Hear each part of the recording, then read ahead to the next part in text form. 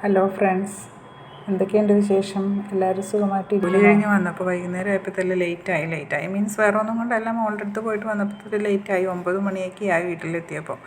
ചോറും കറിയും വെക്കണം. ചോറും വെച്ചിട്ടില്ല, കറിയുമില്ല. അപ്പോൾ എന്തെങ്കിലും വെക്കണം, രണ്ടും വെക്കണം. ഏതായാലും എല്ലാം കൂടി വെക്കാമെന്ന് വിചാരിച്ചു. ഒറ്റയടിക്ക് ചെയ്ത് തീർക്കുക, 1 മണിക്കൂറിനുള്ളിൽ എല്ലാം വെക്കണം. അതിനൊന്നും പുറപ്പാടില്ല ഞാനിപ്പോൾ. അങ്ങനെ തന്നെ ഒരു അടപ്പിൽ ചോറിന് വെള്ളം വെച്ചു. ഒരെണ്ണത്തിനകത്ത് കുടിക്കാനുള്ള വെള്ളം തിളപ്പിക്കാൻ വെച്ചു. ഒരെണ്ണത്തിനകത്ത് തക്കാളി വാട്ടാമെന്നാണ് വിചാരിച്ചത്. തക്കാളിയും വാട്ടാം. പിന്നെ നമുക്കൊരു ചെറിയൊരു ഉണക്കമീൻ, സൂചിക്കൊഴുവ കിട്ടിയായിരുന്നു, അതും കൂടി വറുത്തെടുക്കാമെന്ന് വിചാരിച്ചു. അങ്ങനെ സ്റ്റാർട്ട് ചെയ്തു.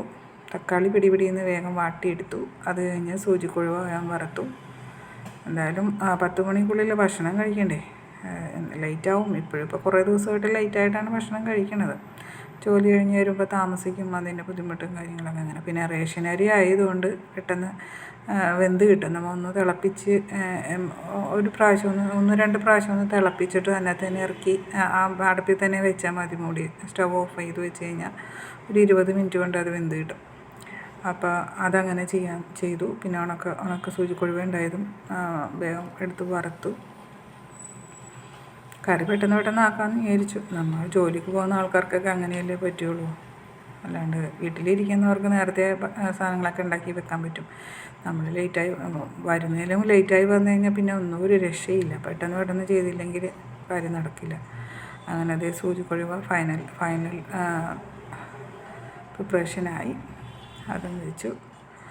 തക്കാളിയും വാട്ടിയെടുത്തു. അപ്പോഴത്തേലും ചോറും വേഗം അടുപ്പത്തിരിക്കുകയല്ലേ, അതും വേഗം ഊറ്റിയെടുത്തു.